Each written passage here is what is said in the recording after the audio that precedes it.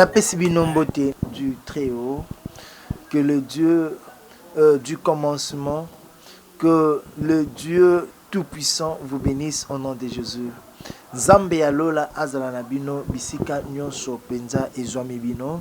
Oui bien-aimé, nazo souhaiter bino lususu boye ibolamu na nzela ya émission na biso ya losambo.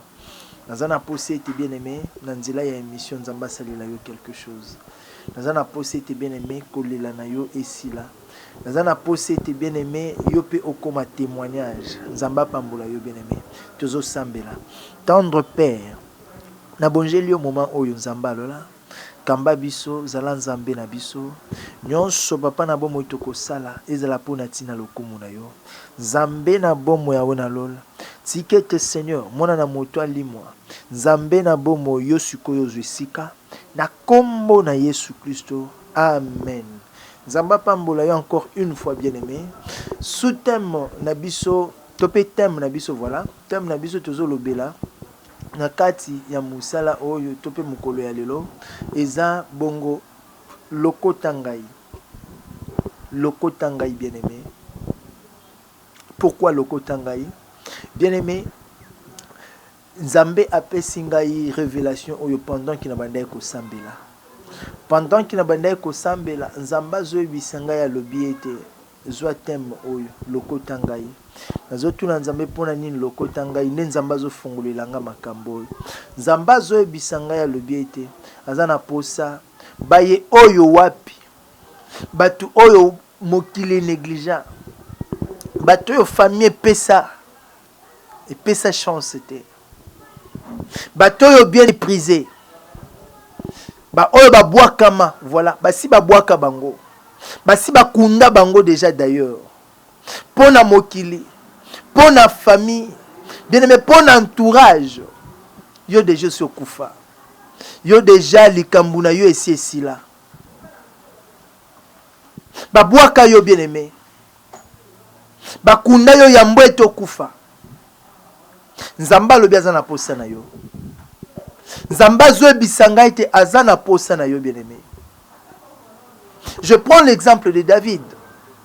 David a botami na libota ya bana ebele. Il était 8e de sa famille. Mais bien aimé, pendant que bandeko mususu, bandeko na ye ba yaya, ba grand frère, ba grande sœur, bazo vivre pembeni ya ba parents, bazo bika affection ya ba parents, ko vanda na foyer na ndaku ya baboti ndenge ezalaka baboti pembeni ya bana ye batia ye na zamba ye baabandona ye na zamba bien-aimé ye nde esengeli akengelaka bampate na zamba na kati ya badanger nyonso oyo baparent bakontaka ye kutu te mpo na baparent bana eza kaka baoyo baza pembeni wana David te. Pour preuve le jour où le prophète Samuel est venu na famille wana. Jour ayaki na libota ya David. Poeta ya kowendre roi. Papa tango azobimisa bana abimisa ka ba o bazalaka wana oyo ya considéraka. Et tango même prophète azotuna question zoloba biki bana ngo bango nyonso kaka ba oyo. Papa zolo balobi bango yoyo meza na moko wana yazalaka na ye na zamba. Donc c'est pour dire que ye to kontaka yete. Ye penza to kontaka na biso yete. Donc David azana parte babwaka ye. Ndeti na wapi bien-aimé Nzambe azopesa musala oyo. Kiazana posa batoyo pe babwakama o bazanga valeur ba retrouver valeur. Nzambaza na posa sala quelque chose na bandeko. Bien-aimé ozawa nozolandanga. Regarde bien ta vie. Quelles sont les réalités de ta vie? Qu'est-ce qui se passe dans ta vie? Et tu comprendras réellement que tu as besoin que la main du Tout-Puissant puisse te ramasser. Loboko ya Nzambe elokota yo bien-aimé, ebimisa yo na problème ozanango. Loboko ya Nzambe bien-aimé epesa yo tina. Loboko ya Nzambe bien-aimé epesa yo identité ya sika. Loboko ya Nzambe bien-aimé et assisté yo. On les lit trop. Tu as beaucoup pleuré dans ta vie. Tu as beaucoup pleuré, bien-aimé. Tu t'es beaucoup lamenté. Au salignon se simbité. Au bundindangenyon se simbité, bien-aimé. Ozana posa loboko moko elokota yo. Ozana posa loboko moko bien-aimé et pesa yo valeur. Ozana posa loboko moko bien-aimé et assisté yo. Jephthé chapitre 11 verset 1 tozomata totangina kombo na Yesu. Jephthé, les Galadites, était un vaillant héros. Il était fils d'une femme prostituée. Et c'est Galad qui avait engendré Jephthé. Bien-aimé, rien que na introduction oyo, na verset 1, nous allons comprendre qui est Jephthé. Jephthé Azanani. Bien-aimé, Bible ezo bisabiso ete. Ezo banana ko pesa biso ba qualité ya Jephthé. Ezo banana ko pesa biso ba qualité ya Jephthé, bien-aimé, j'insiste. La Bible n'a pas commencé par ses faiblesses, mais la Bible commence par ses qualités. Que Jephthé était un vaillant héros. Jephthé otozo le belazala qui vaillant héros. Jephthé eza yozo landanga bien-aimé. Bible ezo le bete oza vaillant héros. Zamba pambola yo. Mais Bible ezo ko bakise te Jephthé wana vaillant héros wana. Azalaki mwana ya mwasi moko. Oyo Bible ezo benga prostituée. Abotamaki na nzela ya mwasi ya ndumba. Papa na ye abotaki ye na mwasi ya ndumba. Papa na ye Galad. Abotaki ye na mwasi ya ndumba. Papa azui mwana na ye. La Bible n'a pas donné plus de détails likolo ya mama wana. Mais Bible ezo bisabiso boy tozolanda, tolanda sikoyo. Lecture, tozo continuer. La femme de Galad lui enfantant des fils qui, devenus grands, chassèrent Jephthé et lui dirent: tu n'hériteras pas dans la maison de notre père, car tu es fils d'une autre femme. Et Jephthé s'est enfui loin de ses frères, et il habita dans le pays de Tob. Des gens de rien s'est rassemblé auprès de Jephthé, et il faisait avec lui des excursions. Quelque temps après, les fils d'Ammon furent la guerre à Israël. Et comme les fils d'Ammon faisaient la guerre à Israël, les anciens de Galad allèrent chercher Jephthé au pays de Tob. Ils dirent à Jephthé: viens, tu seras notre chef, et nous combattrons les fils d'Ammon. Zamba pambola biso. Bible ezolobete papa ya Jephthé atika ki mama ya Jephthé, voilà. Akebala mwasi mususu. C'est ce que je peux expliquer. Nde mwasi wana aboteli bana ya basi na mibali. Jephthé ndazalaki grand frère na bango. Papa kufi batikali sikona mama wana na bana na ye. Connaissant que Jephthé aussi avait droit na héritage ya papa na ye, ils ont profité na ba faiblesse ya Jephthé. Ba kote lui wana balobi ete toi tu n'hériteras pas avec nous. Ozana parte na héritage ya papa na biso. D'ailleurs oza mwana ya mwasi ya ndumba. Yo pe nani lisusu. Balobi oko hérité na biso te. Papa na biso abotaki na mwasi ya ndumba, tu n'as pas de part. bakomi comme menacer Jephté au point que Jephté akimi ndaku. Je ne sais pas encore à l'époque il avait quel âge. Jephté akimi ndaku. Jephté s'est retrouvé na balabala. Ake bien aimé kokuta na mboka ya Tob. Et Bible ezolobete na mboka wana pour mon niveau ya vie ya Jephté. Bato yo Jephté abandai ko vanda na bango nzinga nezaki batu ya pamba. Batu ya eloko te. Bato na nzela ya banani Jephté ko kozwe eloko te. Azolia na balabala. Azolia na ba coup de main. Ko bunda bazo bima bazo luka bazo kende ko senga tout ça. Moi kopu nde balie. Abandai ko souffrir comme tu n'as pas l'idée. Jephté Boakami, Babouakiye. La famille l'a rejeté. La famille l'a repoussé. Jephté est parti. Mais bien aimé, la Bible nous dit, alléluia. Alléluia. Ce n'est pas pour rien, bien aimé. Nzambe alola.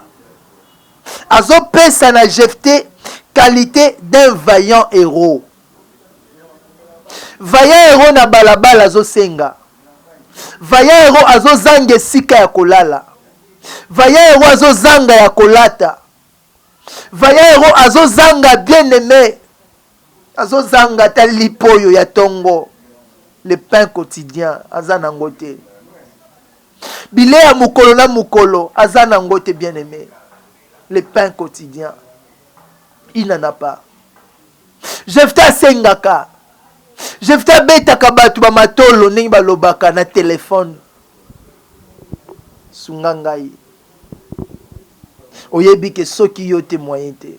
Nde vie ya Jephté. Mais Lola, ils ont reconnaître Jephté comme étant vaillant héros. Et voilà bien aimé. Nzambe ya justice azalaka alléluia. Nzambo ya lokota kabatu. Lokota ngai nzamba Lola.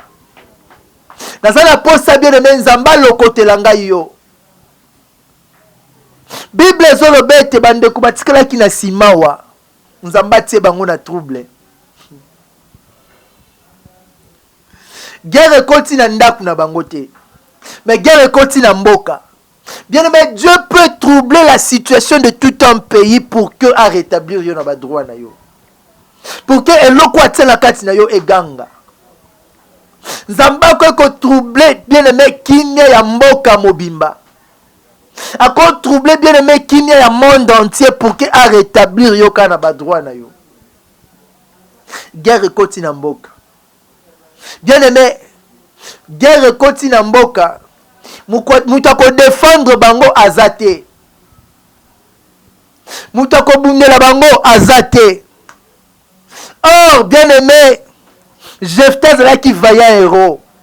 Namakambu ya boye bien aimé, Jephté bandai kozonga simate. C'est alors que la famille est sortie. Pour dire que nous avons un frère qui s'appelle Jephté. Jephté wanaza guerrier. Jephté zelombe. Toi qui ne koluka Jephté. Bien aimé, c'est alors que Bamikolo ya mboka na famille ya Jephté baki à la recherche de Jephté. Alléluia. Loboko nzambe bandi koluka Jephté. Tozongi na 6. Il dira à Jephté, viens, tu seras notre chef. Et nous combattrons le fils d'Amon. Tangu baki koluka Jephté, bazol cha Jephté babi yaka. Okozala chef na biso. Bazo proposer Jephté. Tolingi ensemble na yo to combattre Libota ya Amon sans yo to olongate. Jephté répondit aux anciens de Galade. N'avez-vous pas eu de la haine pour moi? Et ne m'avez-vous pas chassé de la maison de mon père? Pourquoi venez-vous à moi maintenant que vous êtes dans la détresse? Ça joue ba bengana ki Jephté. Na ba kondi ya mboka bazala ki corrompu. Na ba sage ya mboka bazala ki corrompu. Maman ya liesaki bango na bandeko Jephté ba liesaki bango ba bengani Jephté. Ne Jephté zo ba biboza na sonité ya koya. Boza kana kanda na ngai te ndenge bo bengana ki ngai. Elelo bozo ya koluka ngai. Les anciens de Galate dirent à Jephté: nous revenons à toi maintenant, afin que tu marches avec nous, que tu combattes les fils d'Ammon et que tu sois notre chef, celui de tous les habitants de Galate. Jephté répondit aux anciens d'Israël, de Galate: si vous me ramenez pour combattre les fils d'Ammon et que l'Éternel les livre devant moi, je serai votre chef. Les anciens de Galate dirent à Jephté: que l'Éternel nous entende et qu'il le juge si nous ne faisons pas ce que tu dis. Et Jephté partit avec les anciens de Galate. Nzamba pambola biso bien-aimé. Bakeko luka Jephté oya si abwakamaki. Bazo proposer babike ozo koma mukonzi na biso, ozo koma chef na biso. Bien-aimé, nzamba pambola yo. Nazolo banzamba pambola yo bien-aimé, tika kolela. Ozane loko na kati na yo. Bien-aimé, tu as quelque chose, tu as des qualités dans toi. Tu as des qualités, bien-aimé, qui fait de toi un vaillant héros. Tu as des qualités en toi, bien-aimé, qui fera que ta famille, qui t'a rejeté, ta famille, ta nation, ta patrie, bien-aimé, qui t'a abandonné, et reconnaître yango peya kolukayo. C'est Dieu qui va leur imposer cela. Et Dieu viendra à la suite te ramasser. Alléluia. Bien-aimé, Bisan Zamba lola loko tangai. Yebisa nzamba lola pesa ngai itina. Mokile mona ki Jephté na tina te nzoka oyo akelaki Jephté bien-aimé. Akelaki ye na tina. Alléluia. Mokile benga ki Jephté azanga tina bien-aimé loko ya pamba. Babwaka ki Jephté bien-aimé. Pour elle, Jephté ne représentait rien. Pour elle, bien-aimé, Jephté ne représentait rien. Alléluia. Oh Père. Alléluia. Bien-aimé, nazala posa nzamba simba yo, bien-aimé. Nazala posa nzamba mona yo. Nazala posa nzamba mona yo, bien-aimé. Alléluia. Le côté langai mamoyo Jésus. Le côté langai ndeko yo Jésus. Le côté langai ndeko yo Père na yebite sikanine babwaki ye. Bien-aimé, tu te connais, oyebi vi na yo parfaitement. Alléluia. Koleki Satan yo pamba te bien-aimé. Parce que je sens la grâce de Dieu. Koleki Satan yo pamba te bien-aimé. Parce que j'attends, je sens bien-aimé la présence de Dieu en train d'agir. Alléluia. Oh, Nzamba simba yo. Nzamba mona yo bien-aimé. Alléluia. Nzamba mona yo bien-aimé sikanyo sozwami. Ne perds pas des qualités que tu as. Ne perds pas de qualité que tu as, bien-aimé. Nazala poso sambela, yebisa nzambe lokota ngai. Nazala poso lelela Jésus. Nzambe ya Jephté. Alléluia. Nzambe ya solo. Nzambe ya tika kalola poete akoluka mutu lokola ngai. Nzambe ya tika katrona tiki louange poete ako. Alléluia. Bien-aimé babwaka yo. Peut-être kutana na situation où Jephté kutana nango. Peut-être kutana bien-aimé na likambo Jephté kutana nango bien-aimé. Ba abandona yo, ba rejeta yo bien-aimé. Ba pesa yo sika na yo te bien-aimé. Ba bwakisa yo, ba effacer yo tout simplement. Oh, ne pleure plus, le temps de la délivrance est venu. Dieu est là. Alléluia. Dieu est là. Alléluia.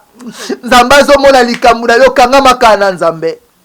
Nzambazo mona problème na yo kangama kana nzambe. Dieu sait ce qu'il a mis en toi, bien-aimé, et ce qui va faire que éclater, bien-aimé, dans le moment où, pour que gloire y a nzambe talisam. Si kete on nzamba tana kati na yo ganga. Si kete on nzamba tana kati na yo eloba. Si kete on nzamba tana kati na yo bien-aimé, e ganga. Alléluia. Alléluia. Alléluia. Oh Jésus. Nzamba lola simba ndeko moko. Nzambe na nguya lokote langa ndeko moko. Bien-aimé ozo sambelo ozo yebisa nzamba lola pesanga valeur. Ozo yebisa nzamba lola tombola ngai. Ozo yebisa nzamba lola mona pengai. Oui bien-aimé, okobotama na mama ya ndumba. Bien-aimé nzamba yebi yo. Okobotama na libote zanga tina. Ezanga bien-aimé nzamba yebi yo. Kota la situation zo traverser na momoyo te tala monene ya Nzambe. Yebisa Nzambe alola mona ngai to sambeli na kombo na Yesu. Nzambe ya lola nazobelela yo Seigneur. Oh Jésus, alléluia. Nzambe alola bandako simba. Nzambe na nguya bandako mona. Nzambe bikamo bandako simba bandako sala. Nzambe alola yako pesa tina yako pesa valeur. Nzambe alola yako pesa valeur Jésus. Dieu désormais paie sa valeur papa na lola. Oh Yesu, monelanga indeko. Nzambe alola yako pesa tina Seigneur. Dieu désormais longola lamba ya pasi. Nzambe longola qualité yo papa na lola mokile zo latisa biso. Longola Père Dieu de gloire. Qualité oyo papa la bomo. O mokile latisa ma sœur. Ki akoka kobala te pona nini parce que abotama na mama ya ndumba. Oh Jésus. Qui a coquin kobongate na vie pour tabima na libote ya pasi. Oh Père, quelle identité. Nzambe akana identité ya sika. Oh bamona ki lisusu te que Jephthé zala ki mwana ya mwasi ya ndumba. Bamona ki lisusu te que Jephthé zala ki mwana ya mwasi ya ndumba. Oh ils ont reconnu les qualités. Oh zala ki na kati ya Jephthé qu'il était un vaillant héros. Alléluia. Alléluia. Bien les mozo sambela. Ozo sanzamba lola imposé yo. Yebi sanzamba lola. Awo lokoti ngai impose moi maintenant. Nzamba imposé yo. To sambeli na kombo na Yesu. Dieu des armées aona lola. Nzambo ya imposaka. Alléluia. Nzambo ya imposaka. Père, tu imposes Jésus aux hommes ta volonté Seigneur. O imposaka pamba te yondo monaka Jésus. Dieu des armées, oyebi Seigneur Dieu de gloire, oyebi vérité nyonso Père Dieu des armées. Nzambe bikamwa naza siko na posa na yo Jésus. Alléluia. Alléluia. Viens maintenant, viens Seigneur Dieu de gloire. Viens imposer Seigneur Dieu de gloire. Y'a quoi imposer bandeko. Nzambe imposer ma soeur. Imposer mon frère. Imposer Père Dieu de gloire. Ndeko nyonso azolanda siko.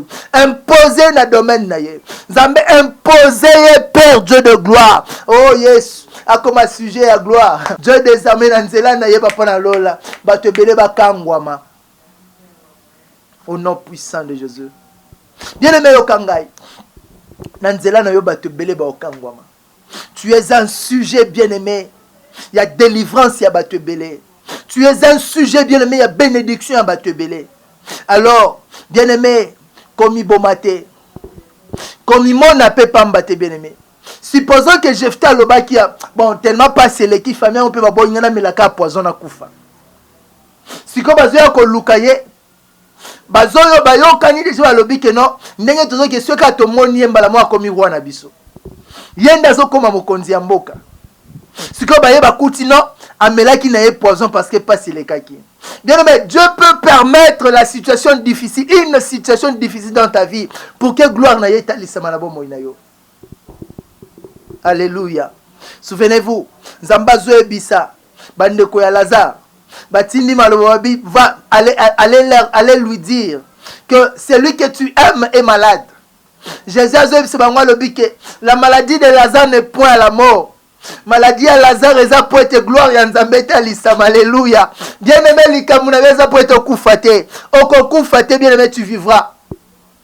Et ça pour gloire et Nzambeta l'Islam. Alléluia. Je voudrais que mon frère, que la gloire de Dieu s'éclate dans ta vie. Kola pambola yo. Nzambe alola amona yo. Yo kozala témoignage amunen. O kozala témoignage amunen bien aimé. To continuer na yo boy. Tu vas voir la main de l'Éternel. Nzamba pambola yo bien aimé to komi na suka. C'est pasteur David de la grande communauté ACK, pasteur responsable de l'église ACK quartier 13, 6 sur l'avenue Kikonda numéro 1, avenue Kikonda 1 numéro 49. Bien-aimé dans les seigneurs, émission la biso consistait à soutenir bino na ba prière. Numéro il y a pasteur David Ezawana. Mon numéro WhatsApp, vous pouvez m'appeler, vous pouvez aussi m'envoyer votre requête de prière. Vous avez requête non, il y a prière pour te soutenir kayo. Même maintenant que tu as une intercession, te soutenir yo na ba prière, afin que mon aloboko ya Nzambe. Yebisa Nzambe quel est ton problème et tu verras sa gloire. Que Dieu te bénisse. Nzamba pambola bino. On se voit prochainement. ciao. Nazokende kopesa ba mbote ebele. Oui. Mbote ebele na bosani te bongo. Nazomona mama bibiche biboko. Nzamba pambola mama bibiche. Nzamba pambola ye lisusu. Nzamba kokila mama bibiche na ba problème nyonso. To pe ba posa nyonso ya zanango amona loboko ya Nzambe. Mama bibiche ya Original TV. Nzamba pambola pa pambola ba activité na yo. Nazopesa merci na na ingénieur Gloire GKM. Nzamba pambola ye. Nazomona pe bongo réalisateur nangai Second Kapangala Second Kapanga. Nzamba pambola mon second. Nazokende lisusu kopesa bambote ebele na maman Marina Ngoyi. Nzamba pambola yo. Maman Marina Ngoyi, c'est aussi une femme qui soutient l'œuvre de Dieu. Za maman oya sali la kape Nzambe. Nzamba pambola maman Marina, pambola libota na ya pambola pe ba activité na ye kimia Nzambe umela. Sans oublier nzoki ne kopesa mbote na libota na ngai mobimba. Nzamba pambola bino. Nazo pesa mbote na maman Jordan. Que Dieu te bénisse là où tu es. Que Dieu te bénisse prochainement. Ciao.